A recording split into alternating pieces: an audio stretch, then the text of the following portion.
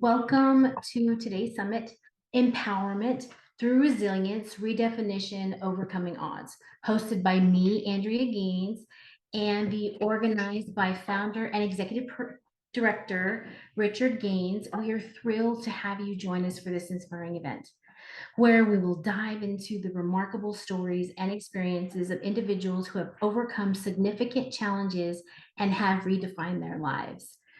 This event was free to attend, but because we are a self-funded organization, we greatly appreciate any donations to support Returning Citizens Association as we continue to do this work that's so vital to the lives, of individuals.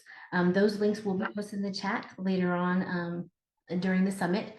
Now, kindly keep your microphones muted until the end of the presentation to ensure a smooth experience, free from distractions and background noise.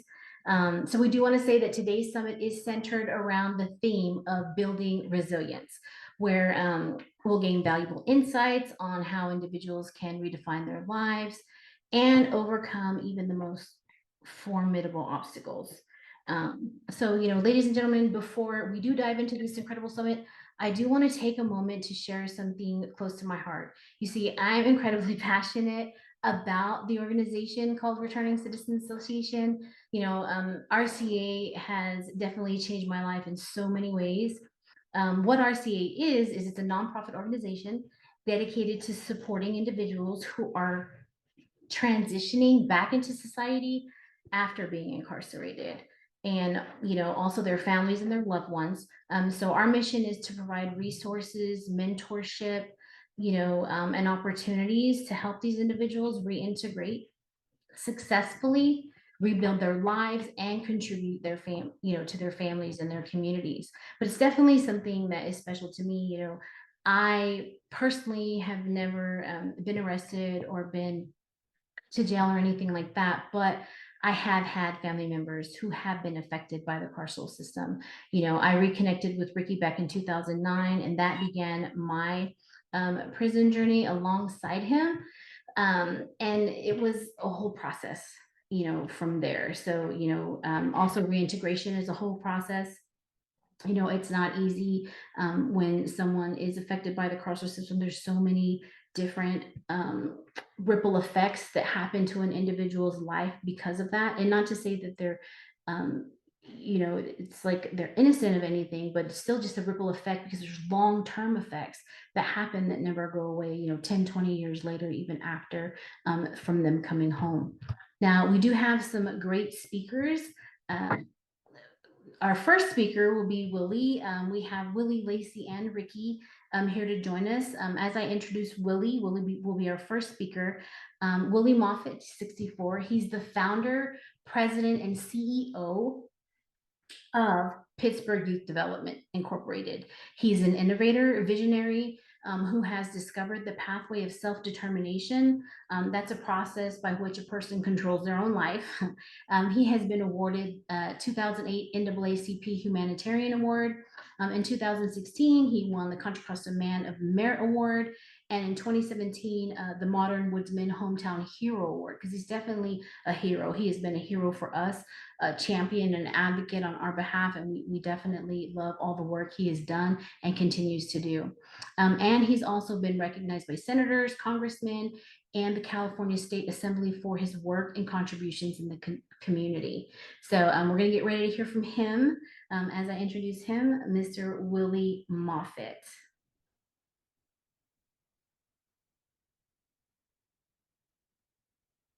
Greetings, everyone. How you guys doing today? Indeed, it's a lovely day to be here. And just to piggyback for a second, and Andrea, as far as the Returning Citizens Association, I am more than happy to be one of the individuals to help Mr. Gaines get his program and organization off the ground with some of my experiences. So with that being said, I have exactly 30 minutes. I have 30 minutes to actually give you a chapter of my experiences and my life and difficulties and adversities And with that, I'm not going to talk about my stay in prison. That's for another day. But what I want to talk about today is my coming out of prison, starting from the very first day, stepping out of the prison gates is where the adversity started. Back in 1999, June 10th to be exact, I was being released from prison after a 10-year sentence. On that day, while I was getting my clothes from release in R&R, I was told that I needed to check in into Contra Costa County parole office. That was kind of strange to me at the time because for the prior 5 years inside the prison system, I had parole plans to another county.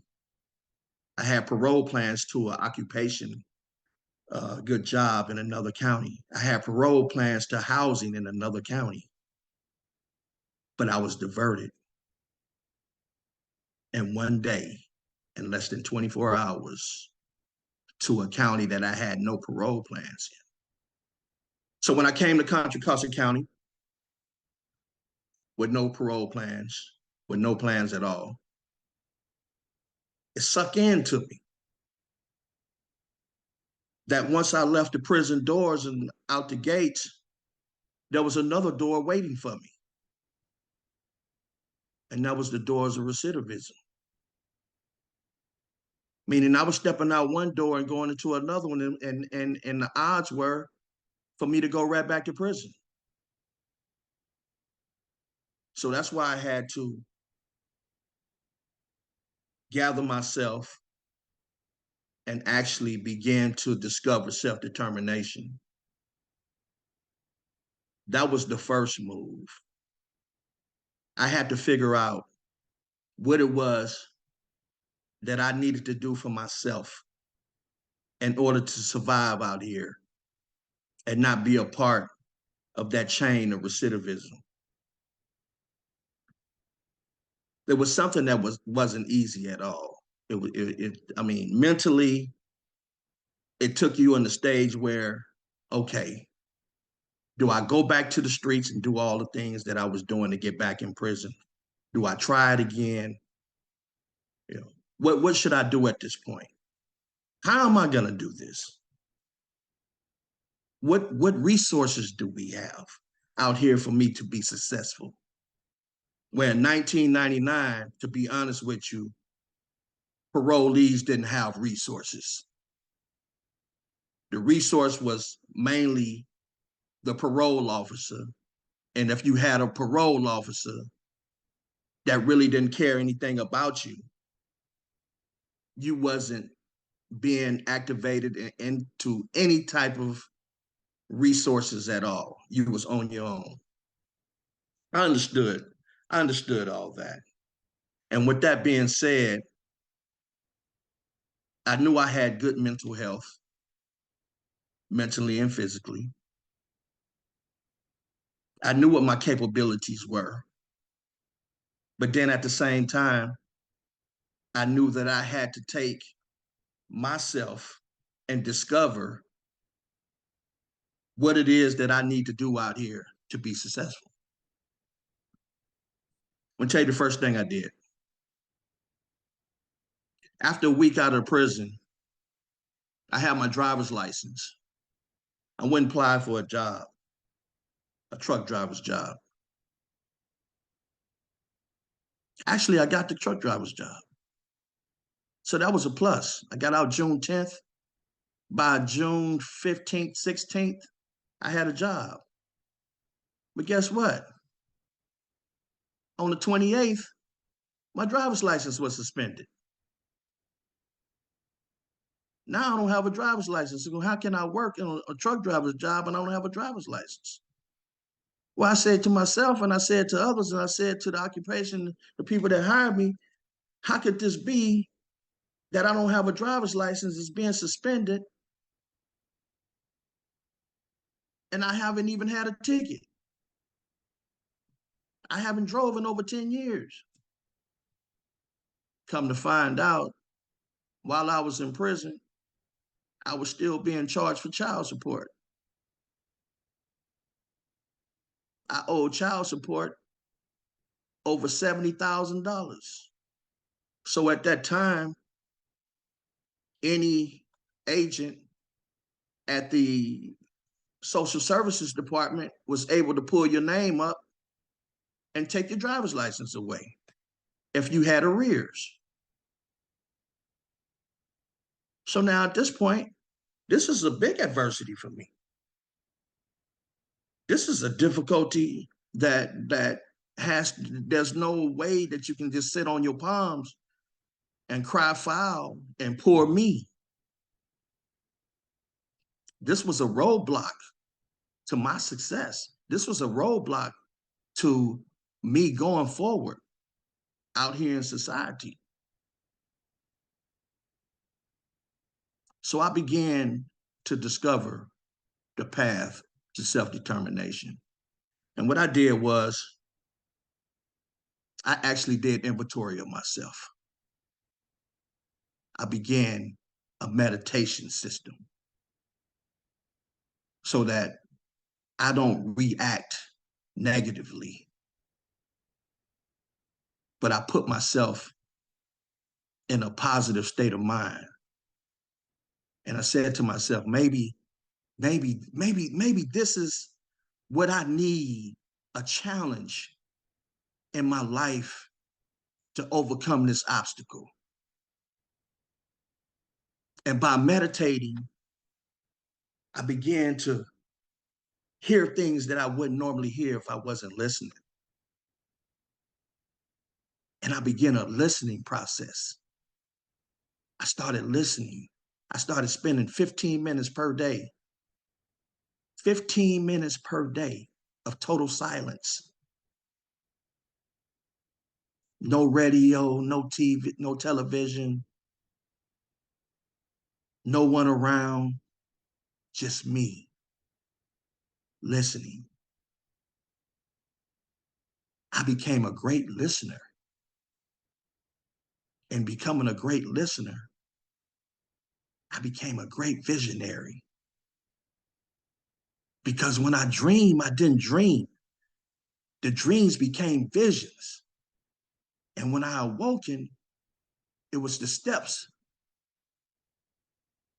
of the visions that I was having to take for the next day. Because I knew in my mind that every day was a baseball game. Every day for me was a baseball game. One strike and it was 25 to life. So when I left my house, every day, I had a can of a substance called sucker-free repellent. The sucker-free repellent had ingredients of self-determination, resiliency, humbleness, a changed man. It had ingredients inside that can where all I had to do was spray myself when I walked outside and suckers just bounced off me. They just bounced off me. I still have that can right now today. And so the self-determination, when you say self-determination, it's a process. The process is by which a person controls themselves. You see, I was put in a situation where I was being controlled by the parole office, by the county, by all these different people that wanted to control my life. But through self-determination, I was able to take control of my own life. They wanted me to go to the Monterey Hotel. I went to Concord to the Hilton, spent the little money I had, but I wasn't going to the Monterey. They wanted me to do a whole lot of things, and I did the total opposite within the law. Everything that they prescribed for me, I unprescribed it and developed my own way. How did I get my driver's license back? And what did I do through self-determination? What did I do to actually get those licenses and make sure that then nobody else get their license taken back?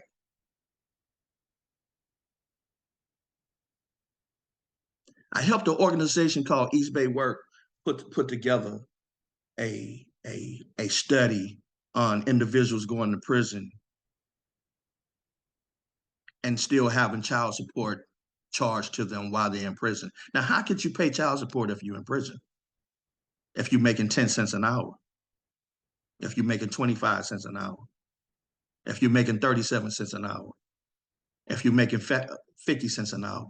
I don't know what it is now, but then you wasn't making no more than $1 an hour if you was working in the industries. So how can you pay child support? We developed a program called NCP, non-custodial parents. So when we came out of prison and we had arrears and we owed child support money, we was labeled as deadbeat dads. Through resiliency, we had that changed to NCP, non-custodian parents. And all the individuals that was coming out of prison had an opportunity to come and sit in the peer classes one day a week, and they assured you that your license would be taken away. All you had to do was be in the peer classes. Eventually, over the years, that whole law went away. That entire law went away. No one gets their license taken away coming out of prison because they couldn't pay child support. That's over. And I can go into depth on the problems that it was causing me to come out of prison and have all these things taken away from me. It took almost a whole year for that to go away. A year for it to go away. Some individuals will say, I'm not going to waste my time trying to fix something that I can't fix. I'd rather just go back to prison. I don't have a driver's license. I can't work. He's going to violate me anyway. You know what I'm saying? So now we have all the resources in the world for returning citizens. Some of you who may not have never been to prison or been on parole may not quite understand what it is that an individual that's coming out of the system goes through. I got about 20 more minutes to let you know exactly what it is that we go through. And that was just one of them. To be official, to be a citizen again, to be able to have your freedom, to be able to get any job that your craft will allow you to have. We couldn't do that. But now we can because of the work that individuals is putting in today, such as returning citizens, the work that's being put in, that everybody is putting their time in to make sure that there's resources out here for that. Once I got the job that I have right now today, it's been 24 years. I was on the job for 1 year. The company told me they was going bankrupt. Here we go again. This is my second year out of prison. Now I got a job in the company going bankrupt.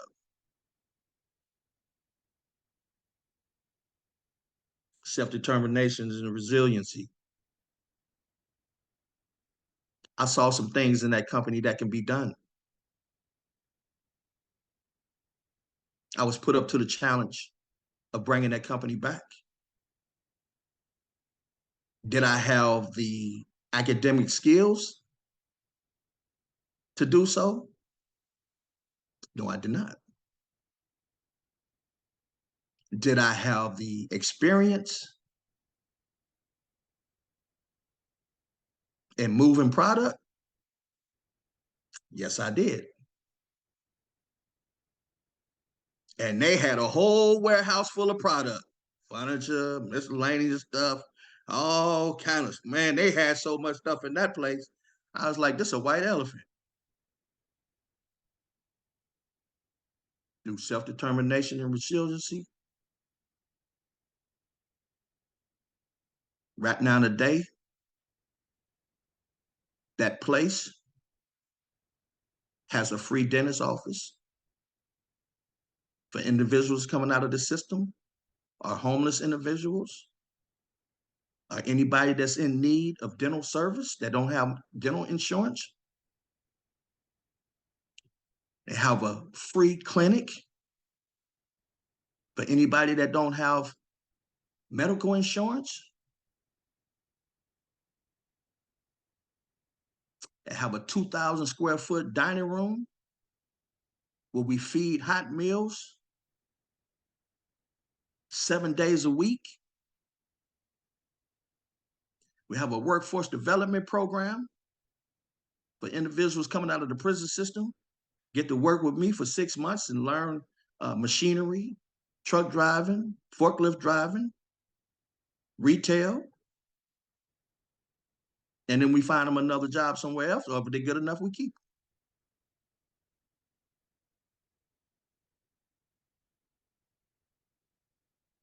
Tell you a quick story. That wasn't easy. That wasn't easy.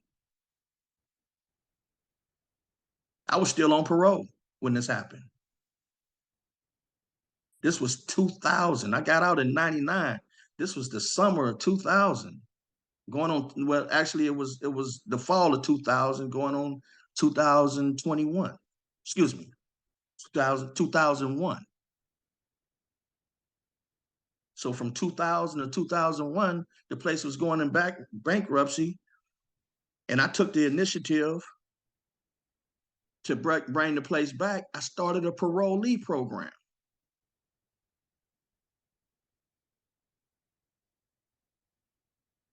I brought on people that was just like me to help this company get out of the red. They had to close down 6 stores. Well, how are they gonna close down the 6 stores if all the truck drivers and all the employees walked out?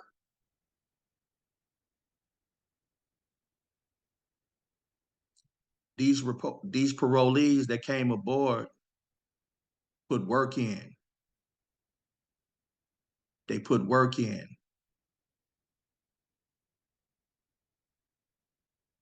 And they brought the place back. And here it is, 15 years later, that the place is thriving. And I'm proud to say that because it wasn't just me. It was the parolees that came in. It was the individuals that was looking for work that came in. It was individuals that had never been to prison, was down on their luck a little bit, that came in. We all came together, and we had a place to actually show our crafts. And we got it done.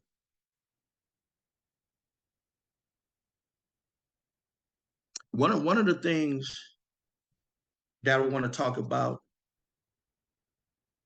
is what I call the 4 quarters of life. During my meditations, I knew I had to have a plan, and it had to be a long range plan. It couldn't be a short range plan. It had to be a long range plan.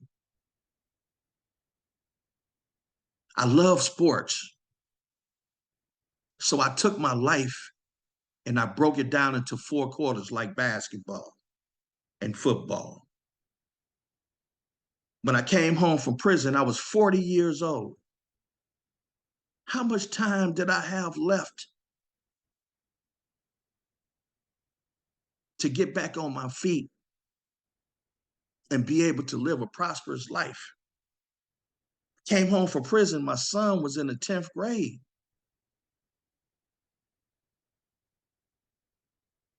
Here's another difficulty. Here's another adversity. 4/4 of life. Let me break that down a little bit. I know I'm running out of time a little bit, but let me break that down a little bit. 4/4 of life starts at the age of 25. Because as we know in high school, from K through 12, it's a learning period.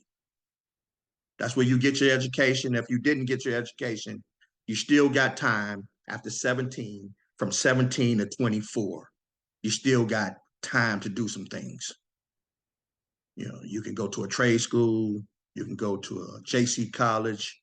There's a whole lot of things that you can do from the age 17 to 24. Okay.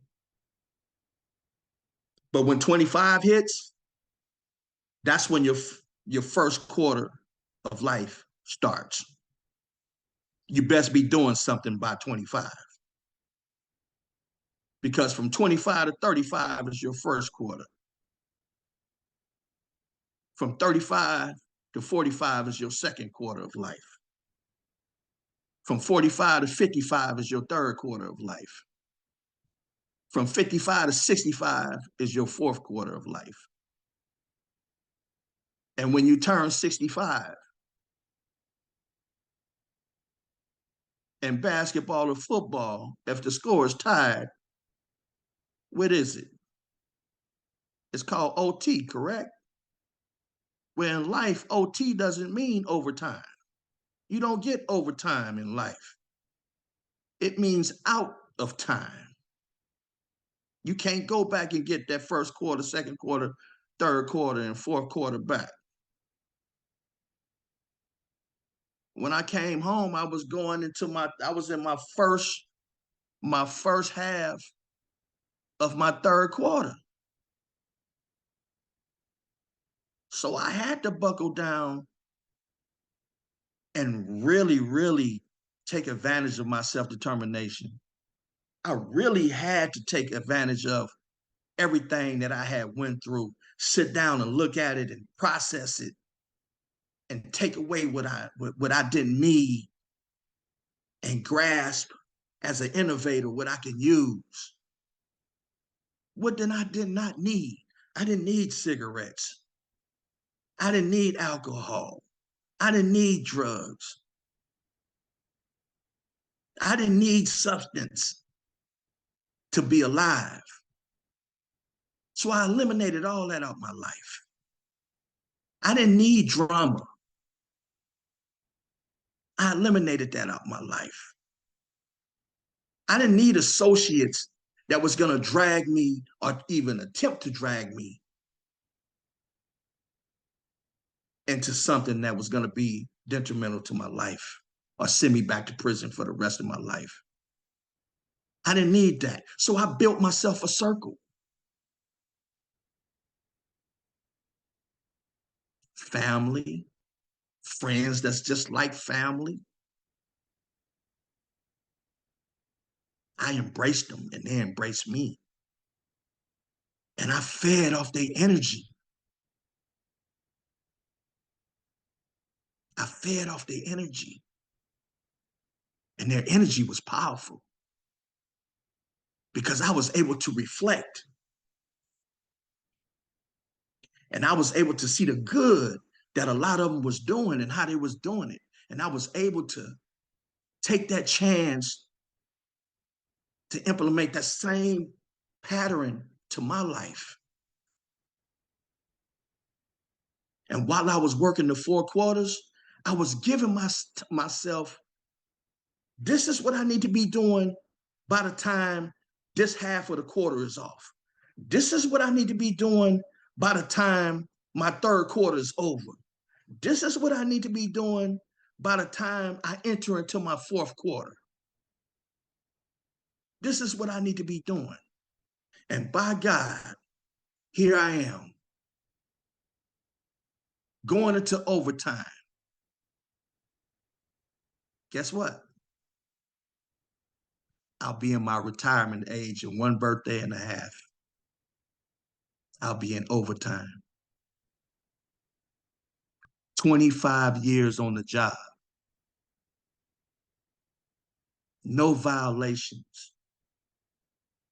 No police contact. And the only court system I've been in was to have my entire record expunged, even my prison sentence. And that happened 4 months ago. I got my letter of acceptance from the parole board that accepted my entire record and erased my whole record. And so now all I'm doing is in November, I'm supposed to receive a certified letter from the governor for a governor's pardon.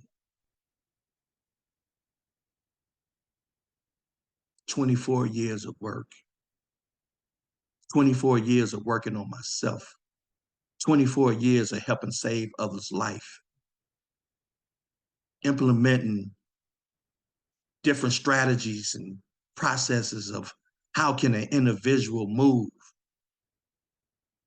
You got to face it. We're not playing checkers out here. We're playing chess, especially if you're a returning citizen. You have to be creative. And lastly, we also have to have a sense of knowing how currency work, how credit work in order to survive out here. And with that, I'm gonna bring you this. I used a method in which I call the squirrel theory. When I got out of prison and I was wondering how I was gonna survive and what the things that I was gonna do, after all day looking for a job, I would go to the park and I would meditate in the park. One day I was in the park, I saw a squirrel. I'm looking at this squirrel, and the squirrel just kept in the same motion from a tree to passing by, going, and it's going in the same place, off and on, off and on, off and on. But I noticed every time the squirrel passed by, he had an acorn or something in his hands.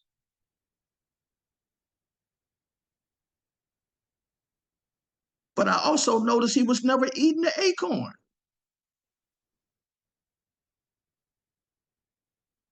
I went back the next day, I seen the same squirrel doing the same thing. And I did this for 4 days, and I seen the squirrel doing the same thing. He was busy, busy, busy, busy. I was like, wow, this squirrel is actually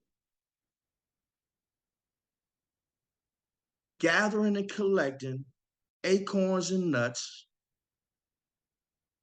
for 3 seasons.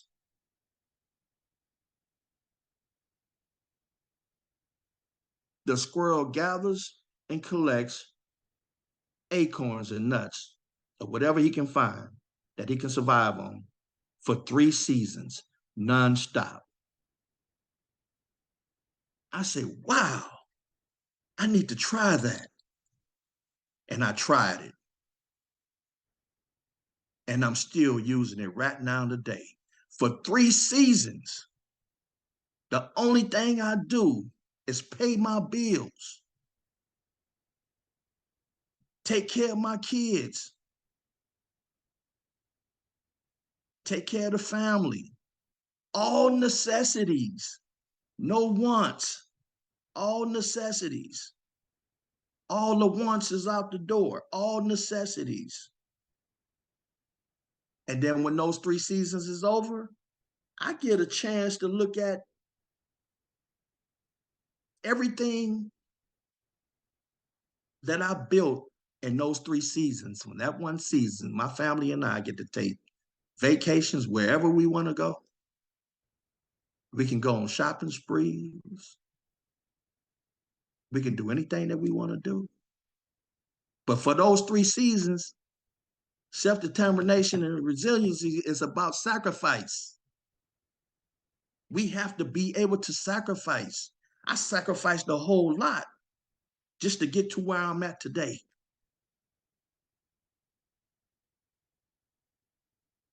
It was about process. It's about process. It's about process. It's about resiliency. It's about self-determination. It's about being free. It's about having good mental health. Good mental health. It's being able to process and understand what it is that we're going through out here.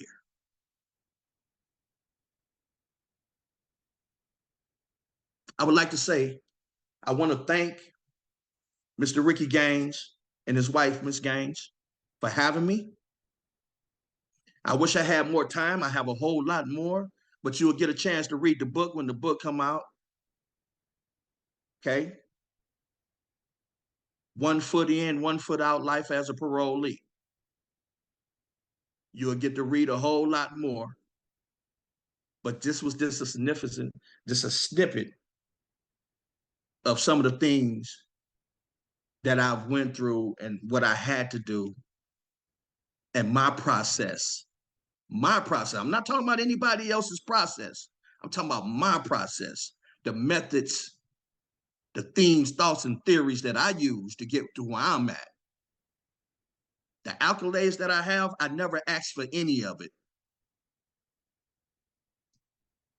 I didn't ask for any of it. I can care less about the accolades. It was about my life. I have 3 grandchildren now. My son that was in the 10th grade when I came home from prison, graduated from Tuskegee University. My youngest daughter, I threw her in the pool when she was 2 years old, and now she's playing water polo. Something different. And she's good, leading the league in scoring. So I'm just saying, we can do some things. Thank you again, the Gaines family, for having me. Much up to the Returning Citizens Association's members. Love you all the guests that attended. I hope you got something out of this and continue to support returning citizens. It's very important because wisdom comes from what? Wisdom comes from experience. I don't have to have a PhD to share my wisdom of the experiences that I've gone through to get to where I'm at now. Peace, love, and understanding. Have a blessed day.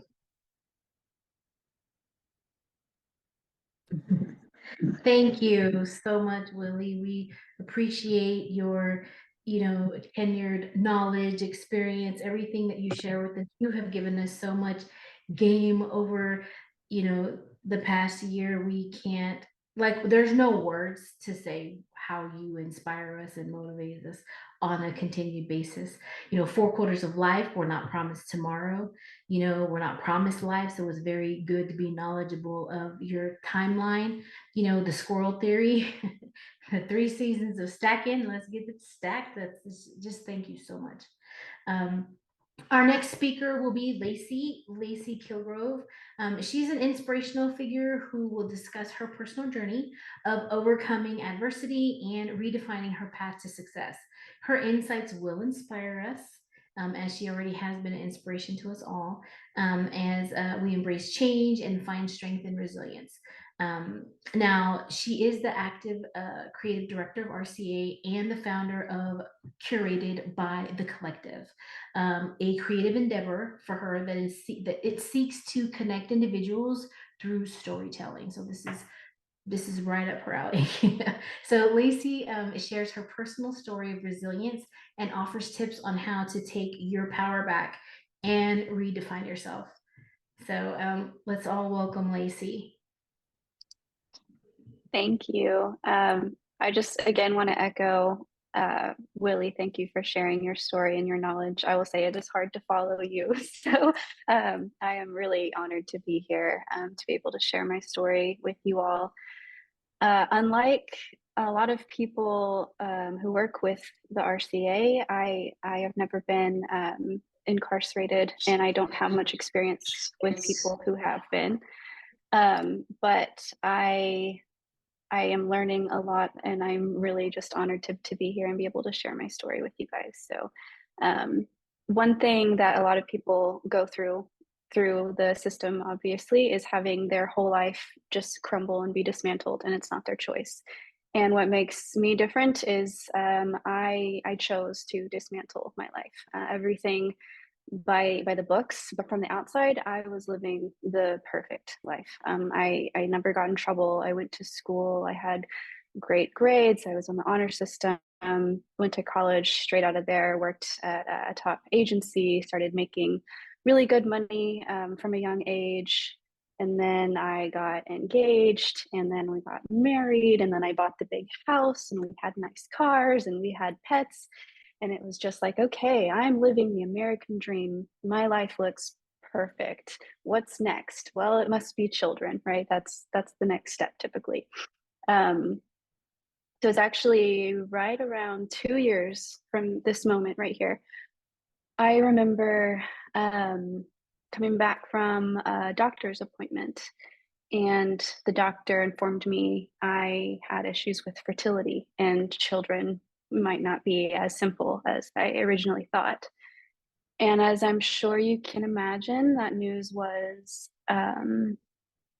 devastating. I wasn't sure what I wanted to do with my life, but I just thought, okay, well, I've already done the career, I've done the marriage, now it's children. That must be my next step, right? And it wasn't until a friend had asked me, Lacey, are you happy? And I thought about that for a long time. And I thought, you know what? No, I'm not. I'm not happy.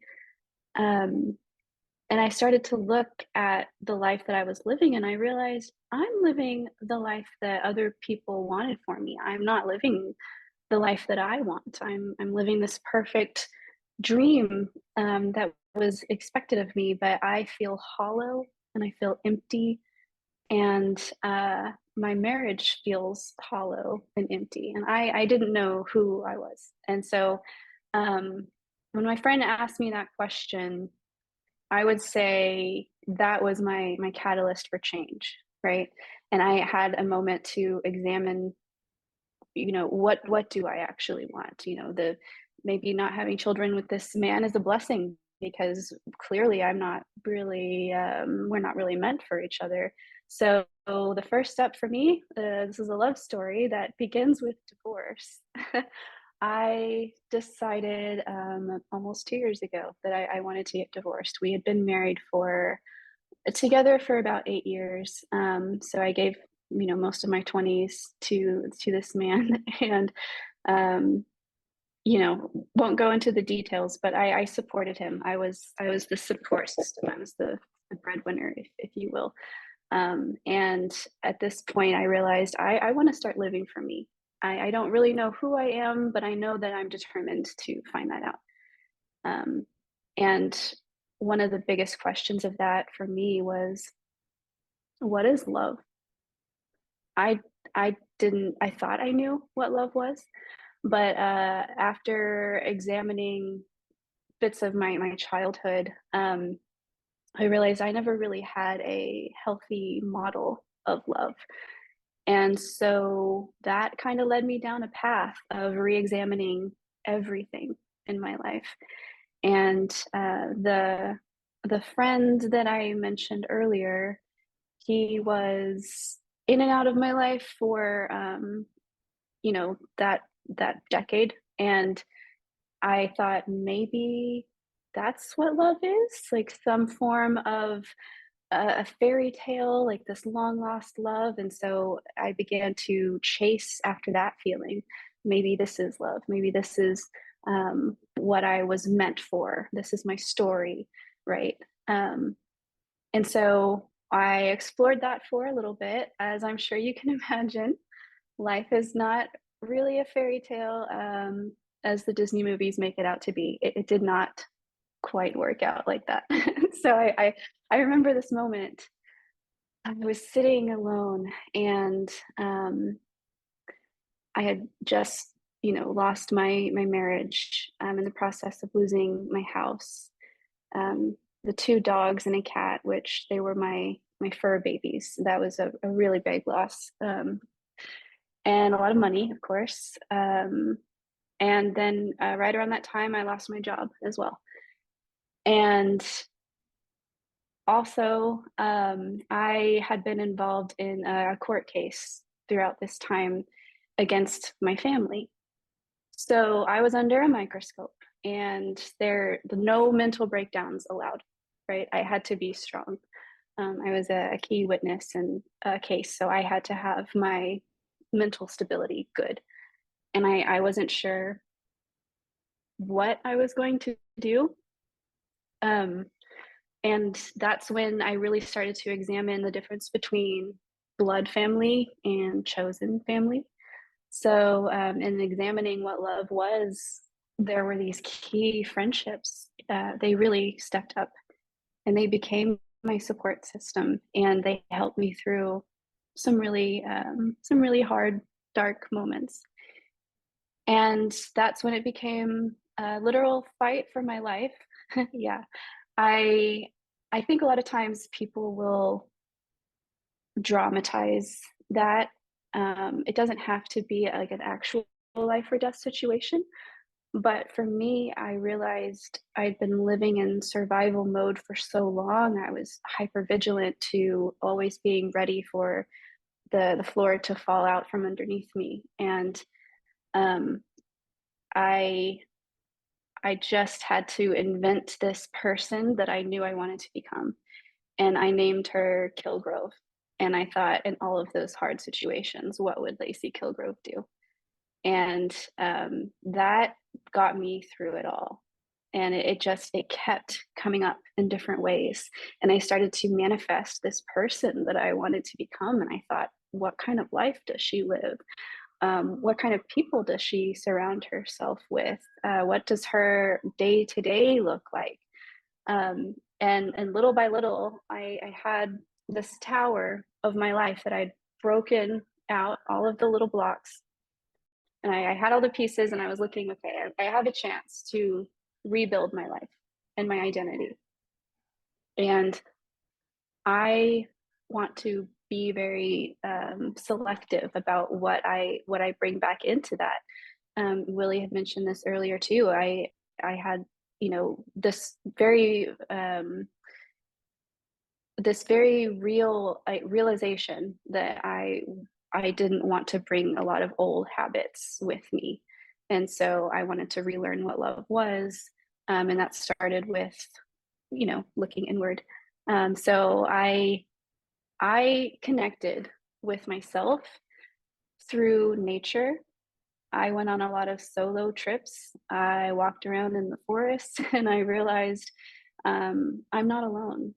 And it was at this moment, for me personally, I had lost a connection to something higher than myself a while ago. And this was my reintroduction, if you will, to something bigger. A lot of people will call it God, call it source, call it your higher self, angels, whatever you call it. I had lost faith in that. And so it was this moment of being alone in nature and meditating and just being still and listening. And I would ask for signs.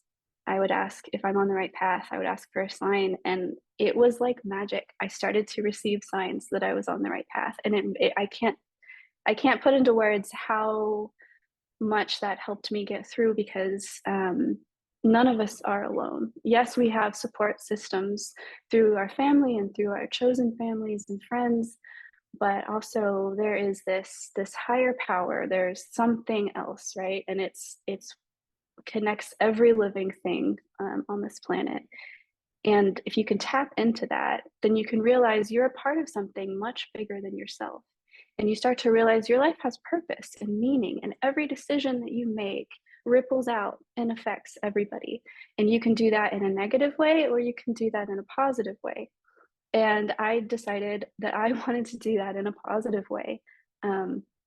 So I decided that I was going to begin to express myself, my authentic self, and validate my own decisions. And I just knew that I was on this higher purpose. I wanted to use my talents and my experiences to help other people.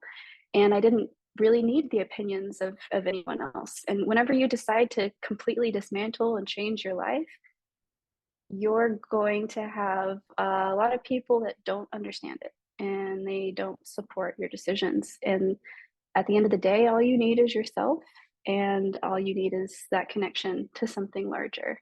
Because if it's internal, you feel when you're living your most authentic life and when you're not. And so I changed my name legally to Lacey Kilgrove, and I moved from Oklahoma to New York City. And I, looking back over my life the past 2 years, I'm like, I'm living this life that I manifested, and it's amazing. And anyone can do it, honestly. So there are some steps that I came up with. The first one is the catalyst for change. A lot of times this is like, people wait to hit rock bottom, and if you can avoid waiting to hit rock bottom, I would say try to do that. But there's always going to be some catalyst for change. And that kind of starts you on your journey. And then from there, you're going to look at your life and you're going to examine everything with new eyes and a new perspective. And then you've got to roll with the punches, because life is going to throw you obstacle after obstacle. And for me, I had a reframe. I saw every obstacle as an opportunity to grow and as a challenge to be better. And I saw it as the universe or source or spirit working with me instead of against me. And it made me look at things a lot differently. So that's when I stepped for like rebuilding and reconnecting, again, something larger than yourself, and then expressing your most authentic self. So with that, I will say, if you are the kind of person who looks for signs and you're seeking guidance, am I on the right path? I would say, this is your sign. Take this as a sign.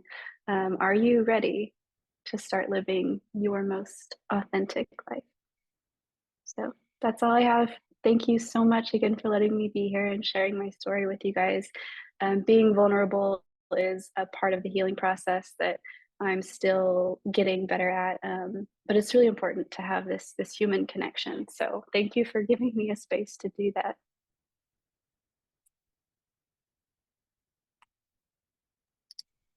Wow. Thank you so much, Lacey, for sharing with us. We appreciate you, being vulnerable. I can understand just how, unpredictable that can be. So we appreciate your vulnerability. What a story about rebuilding one's life after so much loss. Thank you for sharing your time and your talents with us. We greatly appreciate you. We know that our connection and us meeting, the way Ricky would say, serendipitously, is such a blessing, and we truly appreciate God for bringing you into our midst. So we appreciate you and sharing with us. Our next speaker is going to be Ricky Gaines. Ricky, he is an accomplished individual. He will share his story of how he overcame the odds and rebuilt his life after incarceration. Now, his journey serves as a testament to the power of determination and perseverance. Very, very resilient. Ricky embodies change and resilience again, from overcoming adversity after his mother's tragic accident to facing personal challenges, including a life in prison sentence, 25 to life, like that is your sentence. So Ricky's story is one of transformation. Educating himself behind bars, he became an author and publisher, offering hope to individuals and others in the prison system. So he was released in 2019. He embraced a life of service. He is the founder and executive director of Returning Citizens Association, and he created that, for something that he would need, and he knowing from experience what RCA would mean to himself and others, and to be able to provide a support system to those transitioning from incarceration to society and their families. I represent families who have been affected by the carceral system, and it's a process, and you definitely need a support system. It makes all the difference in the world. So without further ado, I'm going to introduce Mr. Richard Gaines. Hello, everyone. Can you hear me? Oh, okay. Yes. Okay, great. Well, wow. I don't know if I can follow Lacey and Willie. That was pretty awesome. Willie talked a lot about termination, self-termination, and resilience, and then that Pastor Bill. So shout out to Pastor Bill Stubblefield, who gave me this space to talk to y'all. And he say, after the squirrel theory, Willie, you can drop the mic. That was cool. But yeah, so today I'm gonna talk to you guys about overcoming odds. And it's tough. The odds that we all probably have faced, some of us a little tougher than others, but I'm just gonna talk to you, tell you a little story about overcoming odds, and hopefully we pretty good on time here because I want to do a little experiment afterwards. Again, like Dre said, my name is Ricky Gaines. I am the executive director and founder of Returning Citizens Association, which is an awesome organization. I love to see this thing happening the way it's happening. And now we're embarking on something new. So thank you all for joining us right now. This is a new thing for us to have these online events. But I think it's going to be something that we are going to enjoy, right? Because it's information that we want to share with y'all. And we get to talk to new people. So starting with me is Act 1. I have this thing called Act 1. I broke my story down in acts. So I got Act 1, 2, 3, 4, 5. And Act 1 is I think where it all started at, So I got a bullet point for you guys. I want to tell you how, and then I'll talk about it. Early in my life, I faced a trial that could have broken me.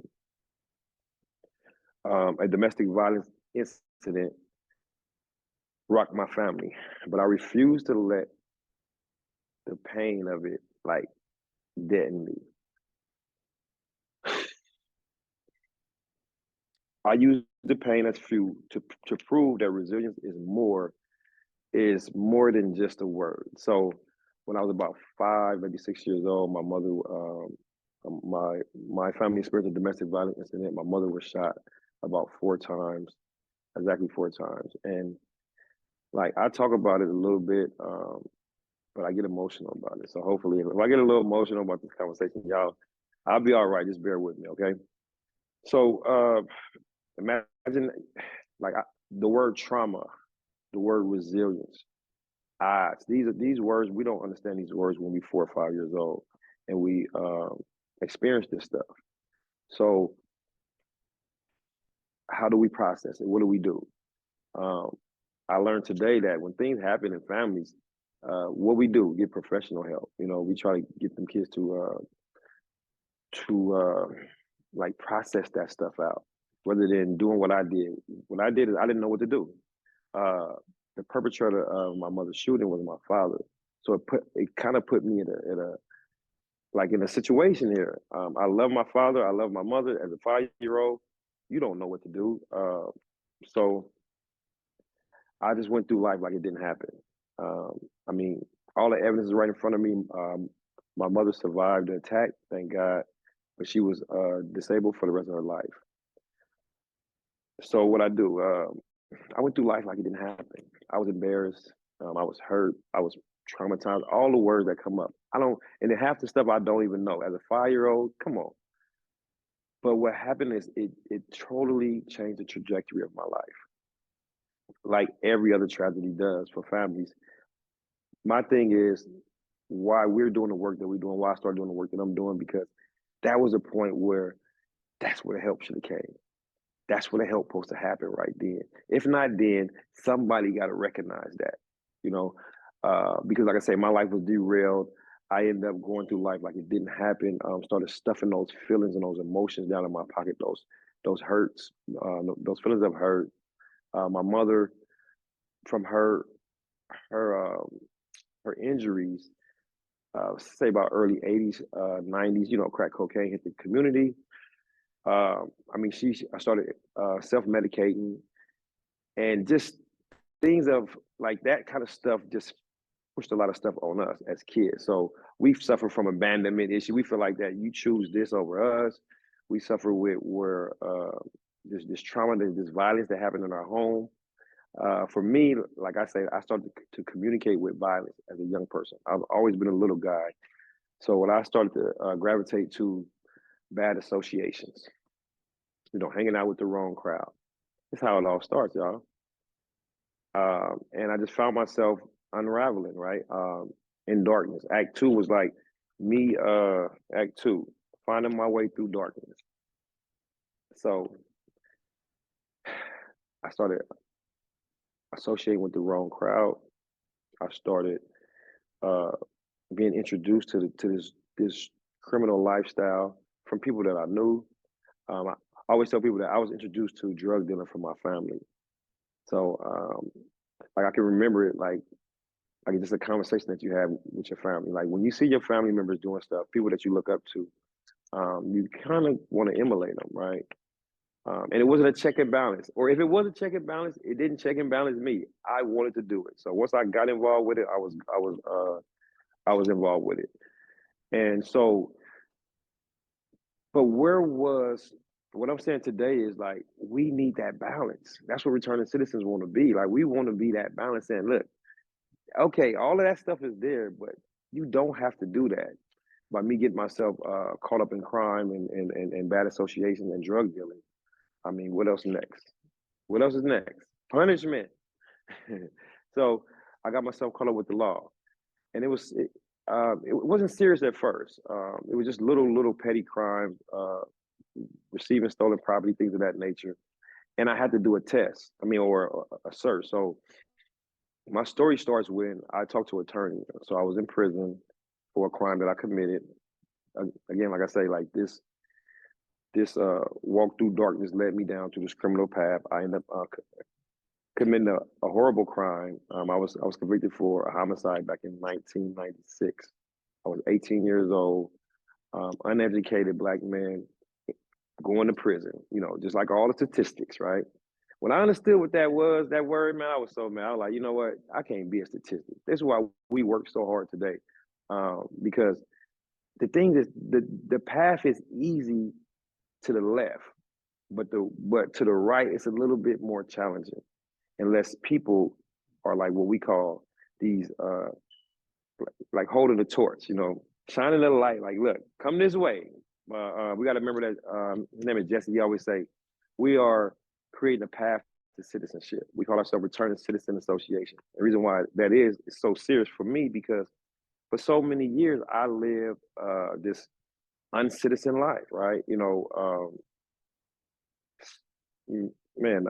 Selling drugs, living this fast life, but then still having the upbringing, because again, like I say, my mother was shot when I was a young man.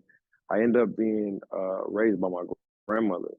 And that was like the most beautiful time of my life, because all of y'all know grannies though, right? Granny's gonna give it to you. So granny, she had me at the edge of her bed, reading the Bible, and I'm learning about life. I took those teachings and it stuck with me.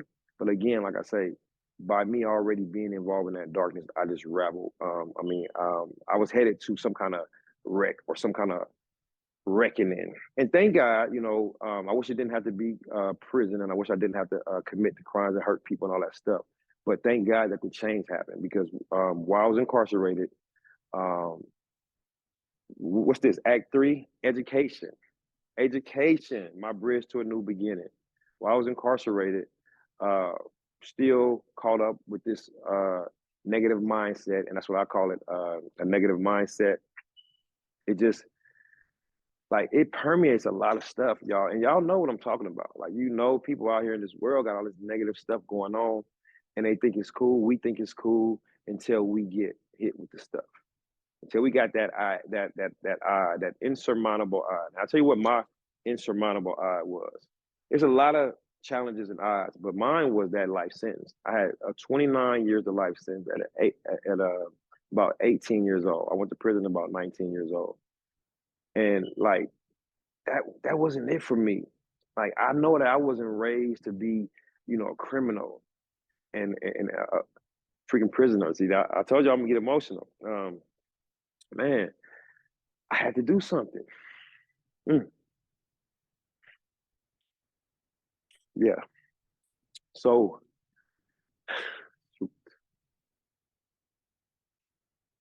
yeah, but thank God for education. I think about all of the stuff that I've been through and the people that have been through it with me.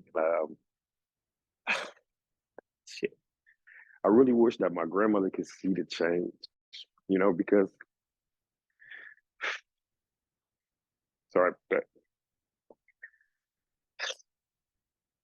it's just people put in so much work into us.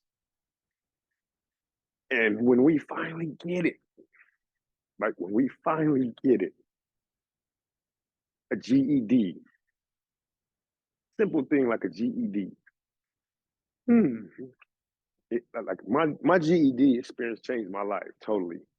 Because what it did for me is it let me know that I had more to offer the world. And I'm sorry, y'all. I didn't mean to get emotional, but I'm telling you, like this story is real and this life is real. Though. Like these odds and these challenges, and to look at me today, you hear what I said? I had 29 years of life sentence, and I didn't even believe,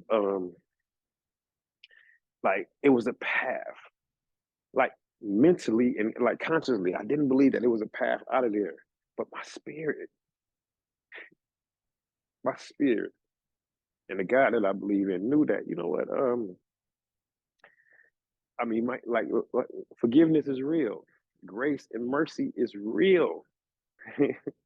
Real for real. So education, I did a lot of things on the inside. Once the light came on for me, once I got my GED, it was like the light came on for me. And I started reading and writing and just trying to be a better person,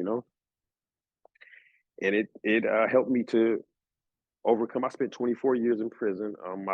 Through education and all the people like that you probably is on the screen and the people that we talk to every day. These people were like, they were the change agents that we need. The Willies and the pastors and the Lacey and Andreas, because we need support. When we going through our stuff, I'm still going through it. I'm still healing. Like that's what the tears is for. Like I don't mind crying. I just don't like crying on camera. But that's what the tears is for. It's healing. It's healing, man. I swear we've been traumatized so much. And I kind of got this thing for kids. Like we want to get to the youth because a lot of times the youth, like they gotta suffer from stuff that's not even their fault. Like I didn't ask for that incident to happen to my mother, nor did she. But it's like I had to deal with that as a young kid. And shoot, like the tools I picked up was the tools that I knew, the tools from the street. It wasn't right. So we need more tools. We need to build more tools with a community. And that's what RCA gonna do. If I can stop crying, I'll probably talk. Just give me a second. Like I say, that education, my bridge to a new beginning. I started studying, I started reading, I started writing, and then God started moving. Yeah, God started moving. I got a transfer to a prison where they had a college program on the grounds. Now y'all don't understand what I'm saying. A freaking college program that taxpayers not paying for, that totally is by donations. Man, that college program changed my life, literally. I'm still freaking crying. Where the water? Let me drink some water. Hold on. Education, education. I read a quote I read a quote by Nelson Mandela. He said, excuse me, that education is the most powerful weapon to use to change the world. And I just knew that education was going to do it. And through education and the writing and the reading, like once I got a college degree, like it was nothing. Like it was like the only further you can go is outside the gate. At least that's what I felt. But I couldn't get out the gate at that time. I started writing books, so I published my first book. I think it was 2015, and my first book was it was a book for my children. I brought a couple of them here for y'all. So it was a book to just change the narrative of my life. I had been in prison, and for all the people who don't like it, I put the American flag on the back. I love America because guess what? It allowed me to be a publisher from prison. Like you talking about building confidence. It's a little small book. It's called Ideas More Powerful Than Force. And that meant everything because it was all about the ideas. I started getting so many ideas. You witnessing the idea right now of being in fruition right now. Like this is what happened. This what education was doing to me. It was transforming me. So I started writing, and when I wrote that first book, this is the funny thing. When I wrote the first book in prison, like trying to leave a better legacy for my children, I don't want them to remember me as the worst decision I ever made in my life, you know. So I wrote the first book, and I started, and it like ignited this flame around the prison between the men who was writers. Here I am just starting to write, and these guys been in prison writing books, you know, forever, right? They got full manuscripts. Some of them had 5 and 6. I told my wife right now, so let me say shout out to my wife. She supported my vision. You know, she literally supported my vision from prison when it was walls and bars and barbed wire all around me. You know, I said, I want to write a book. She said, well, let's do it. I say, once I wrote the book, I started meeting all these writers, and these guys was like, man, how can you help me write my book? How can you help me publish my book? I told my wife, I said, well, you know what? I said, babe, the thing is, I'm crying, and the pastor got it freezing in here, so I'm crying and I'm shaking, y'all. So I don't know which one it is. I'm just cold or is I'm crying. So yeah, my wife say, I told my wife, say, hey, we need to probably start a publishing company. Like so many people here got books. He say, never, not once. He say, no, we can't do it. No, right? It's God. I'm telling you, it's God was just opening the doors for me. And so what I did is I got with these guys and I helped these guys publish their book. Like we published 5 books while I was in prison. And publishing companies still rolling. What we doing now, I published 1, 2, 3, 4, 5, 6, about 6 other books since I've been home. I've been home going on 5 years. I'll be home 5 years in February. And I call this living the dream. So and it was all through education. I'm still like pumping education because I'm not done, you know. We're not done. Like this is like, it's all about critical thinking. Like we want to get to people's mind, especially these young people. We want them to not just take people's advice or take their suggestions. Ask them why. Why you want me to get in that car? Why you want me to do that? You know what?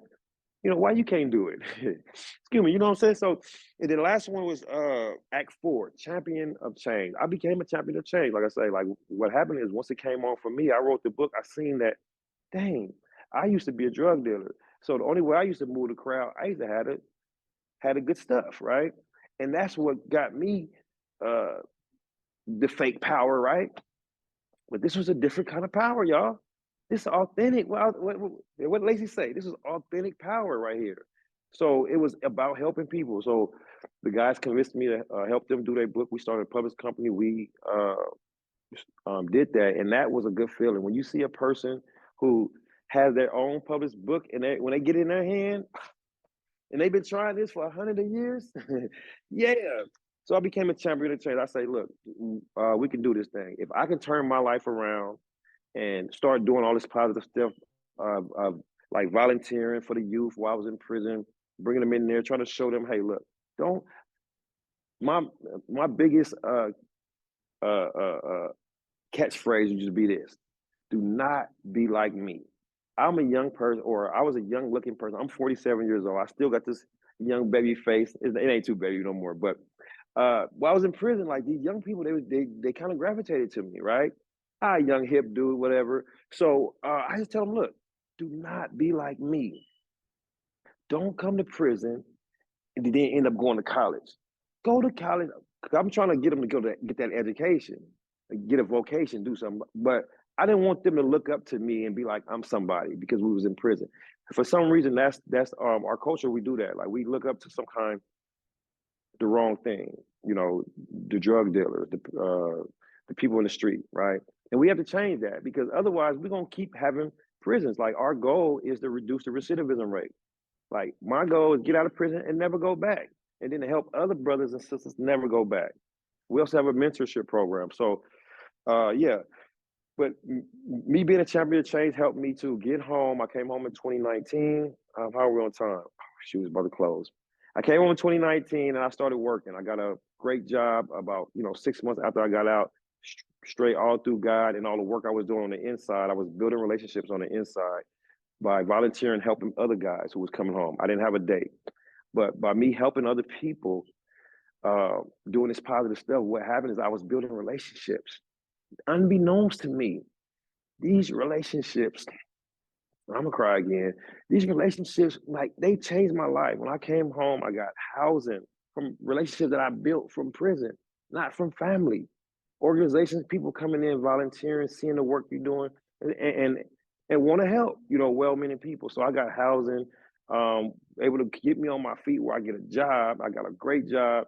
And like, the rest is history, y'all. The rest is history. I'm literally still doing the publishing thing. We now got RCA. We started RCA in 2022. RCA is a thing that I feel like I needed. I needed a support group to talk to people who understood my stuff. So when I cry, you won't look at me like I'm stupid. You won't look at me like I'm weak. You got to understand, strong men cry. We still do. Man. And it's so much more to this story, but the main thing is, I want y'all to understand that you can overcome any odds. If I can overcome those odds and be doing the things that we're doing today, we're doing so many things. I wish I could tell you all of them, but I think I ran out of time. But we're going to be doing this stuff more often than not. Right now, we got something planned for the next 2 weeks on September 30th.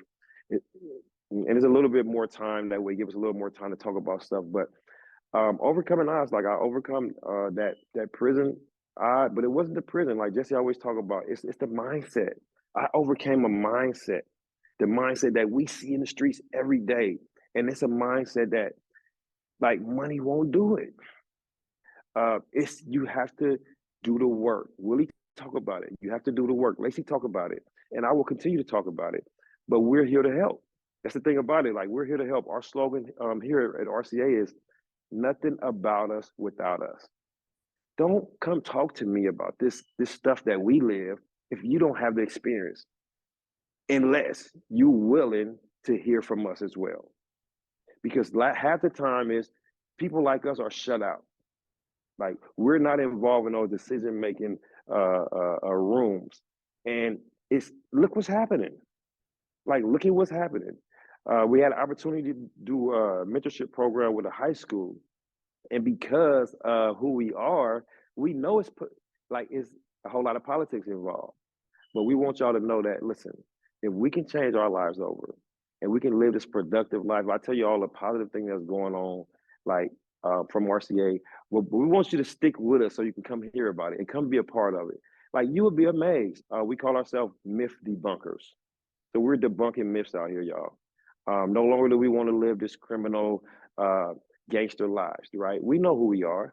Like, we know who we are, but there's no future in that. Like, my children, I was missed out my children for lives for 24 years. It's nothing to get me to make those kind of decisions again. Nothing. Even though my children is grown, like, no human being should be suffering in there, though, right? When they got the choices and the ability to make good decision and to live this positive life. I mean, I know it's a struggle. We're not rich, you know, so my drug dealing days did get a lot of money coming in, but you know what? It also got a whole bunch of problems coming in. So I'm good with what we're doing now. And my family is my bedrock, you know, my bedrock, my support. Without my wife and my children and the people who became Family Lounge, all y'all RCA members, like, I don't know what we'd do. So I just want to say, thank y'all. I know there's a whole lot of stuff I've missed, but my passion for what we're doing today is like, it can't be quenched. You know, I didn't sleep all night because all I could think about was what we're doing, like where we came from. Can you imagine? Like, I don't know too many people that survive a life sentence, and then to be able to be in a position to like keep it going, motivate somebody else, encourage somebody else. So thank y'all. Hopefully we have time to do this question and answer or do this breakout session. I don't know, depending on the time. I got to talk to Dre and see what's going on.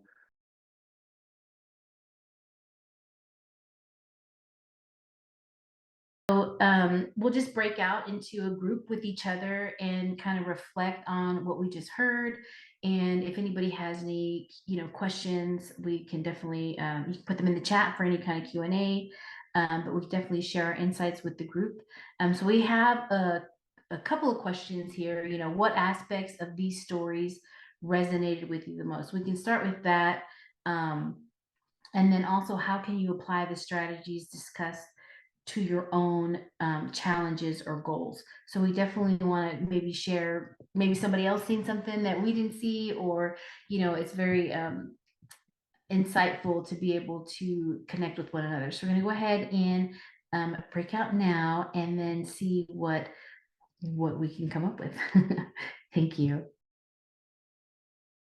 How was the breakout room after this emotional roller coaster? Hi. It was awesome, Ricky. I love hearing everybody's story and how they overcame different obstacles in their life. And it gave me motivation and hope. It was awesome. Awesome. It made me emotional, especially how did I overcome adversity. And I talked about my mom passing away and how I started college at the same time, which I had never done before, and finished up and everything. So it definitely made me proud of my own self. But like I said, I love hearing everybody else's story, because you never know what a person be going through until you hear their story. You never walk in their shoes. You don't know what a person be going through. So hearing everybody else's story is so good for me. Because even Lacey, I was telling them I didn't think Lacey's story would resonate with my story, but it did. It really did. And I was glad to hear that it touched. If it didn't touch nobody, it touched me. So that's my takeaway. We made it with that. I was so shocked to Madrid, see we that got it. Go ahead, love. everybody I heard actually they can relate to all three people. A lot of times when we hear people speak, we don't always get a little bit from each person. I learned a lot from Willie, because I'm definitely gonna be doing that squirrel theory.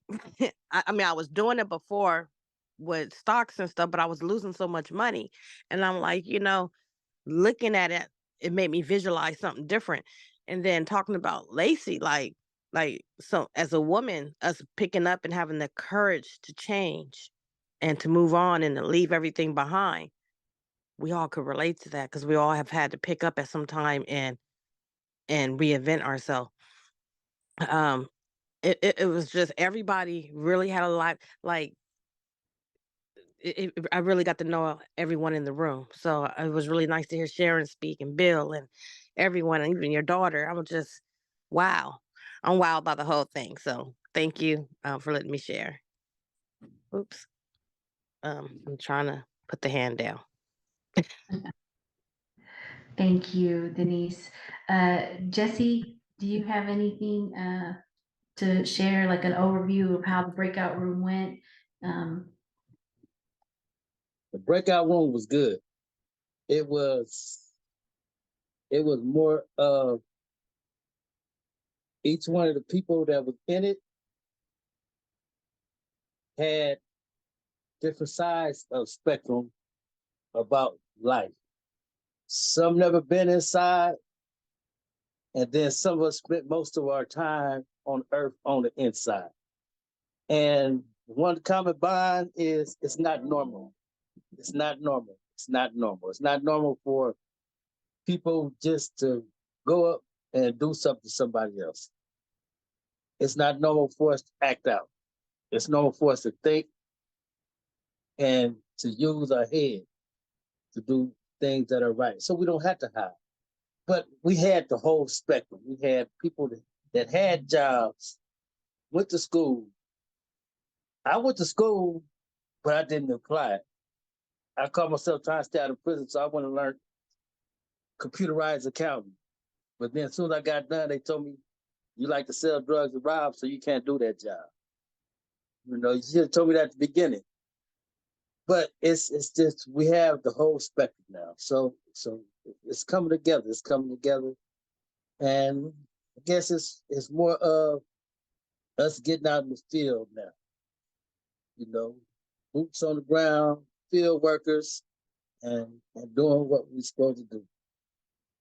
And just like they say in the movies, mistakes, you start over, do it over again. It was a mistake. They're the same word. Just one just has a hyphen in it. And you cut it and you do it right. You get it right the second, third time. That's awesome. I think Ricky was calling on Sharon if she had to say have it. Yeah, hi Ricky. I just feel like all the power is coming through people, and like, you know, like just given the chance to like talk about it is powerful in itself. And like, you know, we are change agents, and we have this inner wisdom that we're listening to, and how that spirit comes through. And I just really appreciate how people, you know, show their authentic selves, and like it takes great courage to do that. And yeah, I just really appreciate it. I would love to hear more about people's stories, and like to be able to share my story and have more time to do that. So I feel like we need more groups like this. Thank you. I really appreciate the speakers. Thank you. Thank you. We appreciate you as well. Anybody else have any questions for the speakers? Anything specific they'd like to ask any of the individual speakers? Any particular questions? This is the Q&A portion. So as I shared with the participants in the breakout room, I tend to do more listening than talking, because my profession is talking, and so I try to pick up on the nuggets when they're dropping. And to quote Brother Willie, I try to do my gathering, get in squirrel mode, and take it so I can use it in that next season. But it was very rich and robust, and just talking about the opportunities that we've had to use our own resiliency to overcome in areas where we faced great challenges. And as I sat back listening to everyone, as I shared with them, it was very obvious that everyone is equipped with victory within. I don't hear defeat in any person. I hear inspiration. I hear empowerment and encouragement, and hear the resiliency that's being birthed within everyone, and everyone tapping into that battery, if you will, and getting ready for that charge in that next season. I love something now that I think it's evident across the spectrum of each of you three as speakers, but I think Brother Willie embodies it the most from my purview, is that it's never too late for a fresh start. It's never too late for a fresh start, to rebrand. And, you know, the preacher in me comes out and says, if any of us are in Christ, then we're new creations. The old is gone. It's behind us and it's passed away and all things are new. And that newness is as much as we pursue it. And I think this was a very successful event, a very powerful and much needed event. I do wish that there could have been more folks participating. So I don't know what's in Act 2, Brother Ricky, of the Building Resilience Forum or Summit, but this is something that is definitely groundbreaking, something that is definitely like Brother Primetime, Coach Prime said, you don't have next, you got now.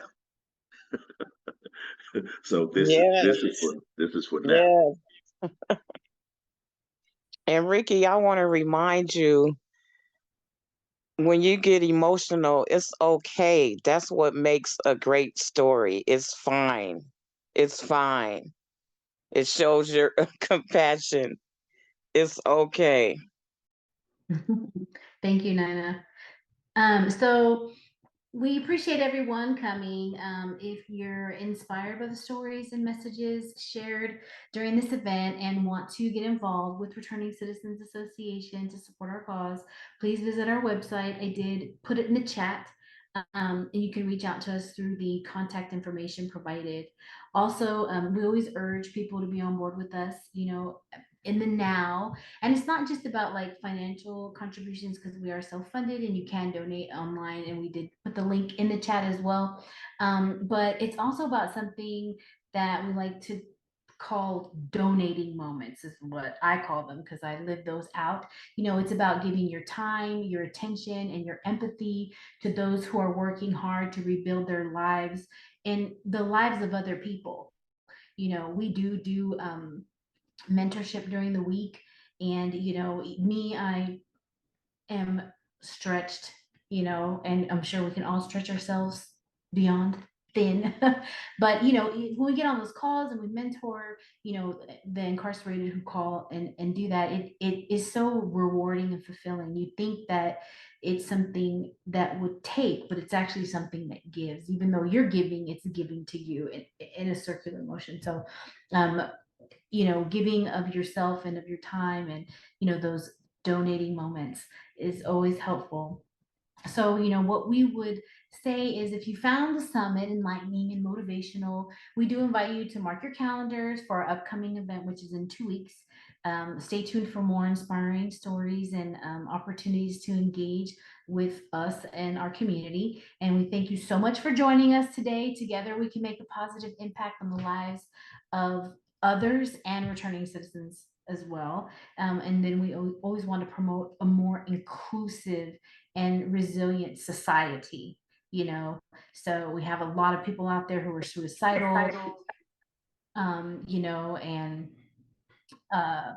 who don't have hope or live in a hopelessness, sense of self, you know, doubt and, you know, disparity and things like that. So we definitely want to promote a more inclusive and resilient society. So we appreciate you, and thank you all for coming. I'm a spotlight pastor, but let me thank Willie. Let me thank Lacey. Oh my God. I thank you guys, you ladies and you gentlemen, from the bottom of my heart. Oh my God. You would never ever do a speech or a presentation in front of people unless it was your work or your something going on. So I just want to thank you.